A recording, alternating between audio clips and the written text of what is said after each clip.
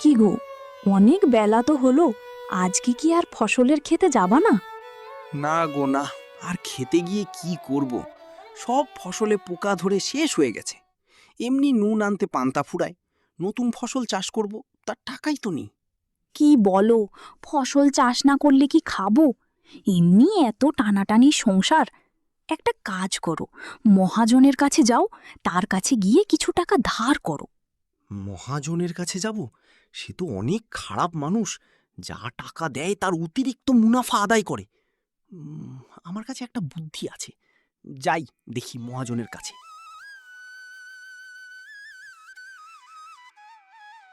রামলাল একজন গরিব কৃষক।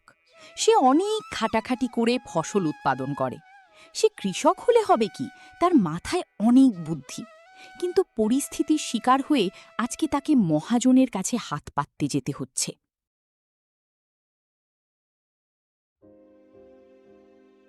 মহাজন, আমার সব ফসল নষ্ট হয়ে গেছে। আমার কিছু টাকার দরকার, টাকা দিয়ে আমি নতুন ফসল চাষ করব। টাকা পেয়ে যাবে, কিন্তু আমি তো শর্ত ছাড়া কাউকে টাকা ধার দেই না। তুমি কি আমার শর্ত মানতে প্রস্তুত? হ্যাঁ মহাজন, আমি আপনার সব শর্ত মানতে প্রস্তুত। ঠিক আছে, তুমি যে ফসল চাষ করবে তার ওপরের অংশ আমার হবে এবং নিচের অংশ তোমার হবে। ঠিক আছে মহাজন, তাই হবে। তাহলে এই নেও টাকা। শর্তের কথা মনে থাকে যেন। হ্যাঁ মহাজন, থাকবে। মহাজনের কাছ থেকে শর্ত সাপেক্ষে টাকা তো নিয়ে এসেছি, কিন্তু এখন কি এমন ফসল চাষ করা যায় যাতে আমার লাভ বেশি হবে?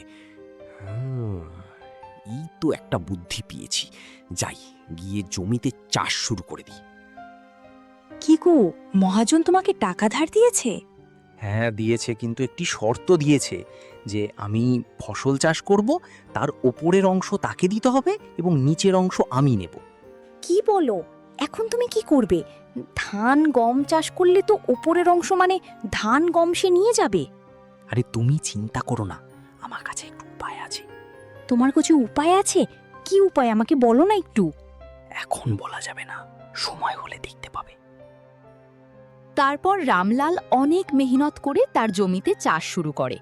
সে তার জমিতে গাজরের চাষ করে। তার পরিচর্যায় গাছগুলোর ভালোই ফলন হয়। এখন ভাগাভাগির দিন চলে আসে। মহাজন খেতে এসে দেখে রামলাল গাজর চাষ করেছে। দেখুন মালিক, রামলাল আপনার সাথে চালাকি করেছে। সে গাজরের চাষ করেছে যাতে ওপরের অংশ মানে গাজরের গাছ আপনার ভাগে যায় আর গাজর তার ভাগে যায়। তাই তো দেখছি।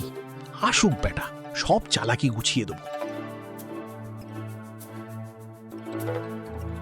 কি মহাজন, আপনার ফসল নিতে চলে এসেছেন?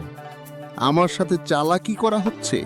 তুই যে ফসল চাষ করেছিস তাতে তো আমার ভাগে শুধু আগাছা পড়ে থাকে। এখন আমি কি করব? আপনার শর্ত অনুযায়ী আপনার ভাগে যা পড়বে তাই আপনি নেবেন, আর আমার ভাগে যা পড়বে তা আমি নেব। এটাই তো শর্ত ছিল। এখন কি আপনি আপনার শর্ত থেকে মুখ ঘুরিয়ে নেবেন? না, আমি হচ্ছি এক কথার মানুষ, যা শর্ত ছিল তাই হবে। তারপর রামলাল তার ভাগে ফসল নিয়ে বাড়ি চলে যায় এবং মহাজনের ভাগে পড়ে থাকে শুধু আগাছা। মালিক, এখন এই ফসল নিয়ে আপনি কি করবেন? ফসল না চাই, এ ফসল আমার লাগবে না, এতে আগুন জ্বালিয়ে দে।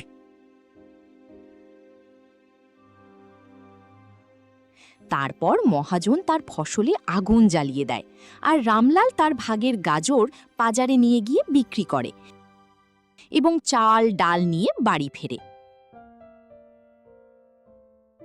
তোমার মাথায় এত বুদ্ধি আগে তো জানতাম না। কিভাবে মহাজনকে গোল খাইয়ে দিলে! আরে আমার সাথে লাগতে এসেও মহাজন পারবে নাকি? আমি আবারও তার কাছে গিয়ে টাকা আনবো আর তাকে বোকা বানিয়ে দেবো। আবার যখন ফসল লাগানোর সময় আসে তখন রামলাল মহাজনের কাছে যায় টাকা চাইতে। মহাজন, আমার আবারও টাকা লাগবে ফসল চাষের জন্য। মহাজন রামলাল কিন্তু খুব চালাক। আগেরবার আপনাকে বোকা বানিয়ে দিয়েছিল, এবার একটু ভালোভাবে টাইট দিয়ে দিন। রমেশ, এবার ওকে উল্টো শর্ত দেব, তুই দেখ। ঠিক আছে রামলাল, কিন্তু আমার এবারের শর্ত হবে ভিন্ন। এবার তুমি যে ফসল চাষ করবে তার উপরের অংশ হবে তোমার আর নিচের অংশ হবে আমার। তুমি কি এই শর্তে রাজি? হ্যাঁ মহাজন, আমি রাজি। ঠিক আছে, তবে তাই হোক। রামলাল আবারও তার জমিতে কাজ শুরু করে দেয়। এবার সে কলার চাষ করে, আর দেখতে দেখতে ভাগাভাগির দিনে চলে আসে। এবার মহাজন গিয়ে দেখে সে কলার চাষ করেছে। মালিক, রামলাল তো এবারও আপনাকে ঠকিয়ে দিল। এবার তো সব কলা তার ভাগে চলে যাবে, আর আপনার ভাগে থাকবে শুধু কলা গাছগুলো। কি যে করি, ও আমাকে বারবার ঠকাচ্ছে। আমার শর্তের জন্য ওকে তো কিছু বলতেই পারছি না। দাঁড়া, ওকে একবার হাতের কাছে পাই। এভাবেই তারা দুজনে বসে কথা বলছিল। ততক্ষণে সেখানে রামলাল এসে উপস্থিত হয়। কি মহাজন, আপনার ভাগের ফসল নিতে এসেছেন? আপনি কষ্ট করতে গেলেন কেন? আমি গিয়ে আপনার ভাগের ফসল দিয়ে আসতাম। আমার সাথে মশকরা করা হচ্ছে? তুই আবার আমার সাথে চালাকি করেছিস? এখানে চালাকির কি আছে? আপনি যে শর্ত দিয়েছেন সেই শর্ত অনুযায়ী তো ভাগাভাগি হবে। এখন আপনার ভাগে কি পড়ে তা আপনার ব্যাপার। এখন আমি এই কলার গাছ নিয়ে কি করব? এগুলো নিয়ে কি হাতিকে খাওয়াবো? হাতিকে খাওয়ান না গরুকে খাওয়ান, তা আপনার ব্যাপার। এই বলে রামলাল সেখান থেকে চলে যায়, আর মহাজন সেখানে বসে রাগে ফুলতে থাকে। মালিক ওকে যেভাবেই হোক শায়েস্তা করতে হবে। দাঁড়া, ওরে একবার আমার কবলে পাই, সব টাকা সুদে আসলে উসুল করব। ও আবার আসবে টাকা নিতে, তখন ওকে এমন শর্ত দিব ও আর পালাবার পথ খুঁজে পাবে না।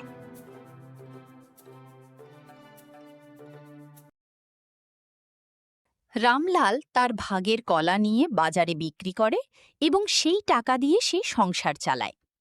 দেখতে দেখতে আবারও ফসল লাগানোর দিন চলে আসে। কি গো, ফসল লাগাবার দিন তো চলে এসেছে, এখন কি করবে? মহাজন কি এবার তোমাকে টাকা ধার দেবে? আরে দিবে দিবে, তুমি চিন্তা করো না। ওই দুষ্ট লোভী মহাজনকে এমন শিক্ষা দেব যে ও আর কখনোই গরিব কৃষকদের ওপর জুলুম করতে পারবে না। কি বলো তাই? এটা তুমি কিভাবে করবা?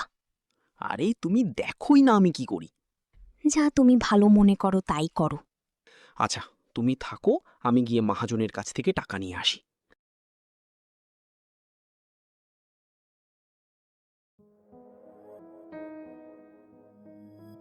ওই দেখুন মহাজন, রামলাল আবার এসেছে। এইবার ওকে আর ছাড়বেন না।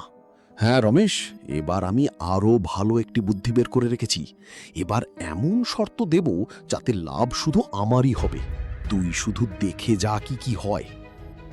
এবার টাকা নিতে হলে আমার শর্ত হচ্ছে, তুমি যে ফসল লাগাবে তার উপরের অংশ আমার হবে আর নিচের অংশ আমার হবে, আর মাঝের অংশ তোমার। তুমি কি এই শর্তে রাজি? মহাজন ভেবেছে যে এই শর্ত দিয়ে আমাকে শায়েস্তা করবে। আমিও রামলাল, আমাকে শায়েস্তা করা ক্ষমতা কারও নেই। কি ভাবছো রামলাল, তুমি কি এই শর্তে রাজি? হ্যাঁ মহাজন, আপনার এই শর্তে আমি রাজি। এখন কি ফসল চাষ করা যায় যাতে উপরের অংশ ও নিচের অংশ বাদ দিলেও লাভ করা যাবে? একটা বুদ্ধি পেয়েছি, যাই আমি গিয়ে চাষ শুরু করি। রামলাল এবার জমিতে আখের চাষ করল। মালিক রামলালের সাথে লাগা ঠিক হয়নি। ওর মাথায় প্রচুর বুদ্ধি। দেখুন, আবারও এমন ফসল চাষ করেছে যাতে আপনার ভাগে শুধু আগাছাই পড়ে। হ্যাঁ রমেশ, আমি বুঝতে পেরেছি। রামলাল আমাদের উচিত শিক্ষা দিতে চাইছে। মহাজন, আপনি চলে এসেছেন। এই নিন আপনার বাগের ফসল, আপনি নিয়ে যান। আমি এবার আখ চাষ করেছি যাতে ওপরের অংশ আর নিচের অংশ কোনো কাজে লাগে না, মাঝখানের অংশই কাজে লাগে। হে রামলাল, আমি বুঝতে পেরেছি আমার ভুল হয়েছে। তোমার সাথে লাগা ঠিক হয়নি। আপনাকে উচিত শিক্ষা দেওয়ার জন্যই তো আমি এই কাজগুলো করেছি, যাতে আপনি আর কখনোই গরিব কৃষকদের থেকে অতিরিক্ত টাকা আদায় না করেন। হ্যাঁ রামলাল, আমার ভুল হয়েছে। আমি আর কখনোই গরিব কৃষকদেরকে অধিক মুনাফা নেব না, অল্প কিছু লাভ রাখব। তাই করেন মহাজন, দেখবেন আপনার নিজের ভেতরেও ভালো লাগবে আর গ্রামের সকল মানুষ আপনাকে ভালোবাসবে। হ্যাঁ রামলাল, তুমি ঠিক বলেছ, আমি এখন থেকে তাই করব। তারপর থেকে মহাজন আর গরিবদের কাছ থেকে অতিরিক্ত মুনাফা আদায় করে না, আর রামলাল জমিতে চাষ করে সুখের সংসার করতে থাকে।